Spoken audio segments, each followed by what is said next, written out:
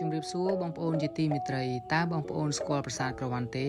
ប្រាសាទនេះគឺជាប្រាសាទឥដ្ឋបុរាណដ៏ស្រស់ស្អាតនិងមានលក្ខណៈពិសេសប្លែកពីគេស្ថិតនៅក្នុងព្រំប្រធានអង្គរប្រាសាទនេះមានភាពល្បីល្បាញយ៉ាងខ្លាំងដោយសារតែចម្លាក់ក្បាច់លៀនយ៉ាងរស់រវើកដែលឆ្លាក់ផ្ទាល់នៅលើជញ្ជាំងឥដ្ឋខាងក្នុងនៃតួប៉មប្រាសាទដែលជាសិល្បៈដ៏កម្រនិងអស្ចារ្យបំផុតក្នុងចំណោមសំណង់ប្រាសាទនានាជាប្រាសាទដែលសាងសង់ឡើងក្នុងរជ្ជកាលរបស់ព្រះបាទហស្សវរ្ម័នទី1ប៉ុន្តែប្រាសាទនេះមិនបានសាងសង់ឡើងដោយព្រះមហាក្សត្រឡើយគឺត្រូវបានសាងសង់ឡើងដោយមន្ត្រីជាន់ខ្ពស់ម្នាក់ដែលមានឈ្មោះថាមហិន្ទ្រវរ្ម័ន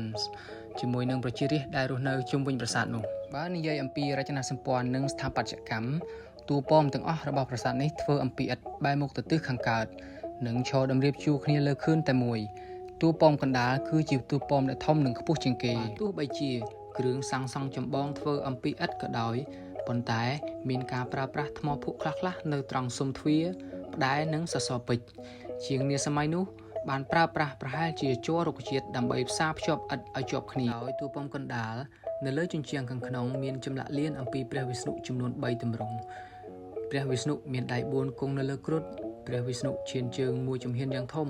និងព្រះវិស្ណុមានដៃ8ឈរត្រង់ចំណែកឯតួប៉មខាងជើងវិញមានចម្លាក់លៀនយ៉ាងប្រណិតដែលបង្ហាញអំពីរូបព្រះម៉ែលក្ស្មីដែលជាអគ្គមហេសីរបស់ព្រះវិស្ណុឈរលើផ្កាឈូកនិងមានអមដោយដំរីពីរសងខាងផងដែរសង្ខេបខ្លីអំពីប្រាសាទក្រវ៉ាន់ខ្ញុំសូមបញ្ចប់ត្រឹមតែប៉ុណ្ណេះសូមអរគុណសម្រាប់ការទស្សនា